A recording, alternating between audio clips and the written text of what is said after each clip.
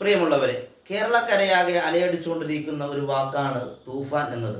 അതെ, കേരള സർക്കാർ മുന്നോട്ട് വച്ചിരിക്കുന്ന നാർക്കോട്ടിക് ഹണ്ട്, ലഹരി വേട്ട, അതിനായി തയ്യാറാക്കിയിരിക്കുന്ന പദ്ധതിക്ക് നൽകിയിരിക്കുന്ന പേരാണ് ഓപ്പറേഷൻ തൂഫാൻ എന്നത്. ഇതേ വാക്ക് വിശുദ്ധമായ ഖുർആൻ പ്രയോഗിച്ചിട്ടുണ്ട്.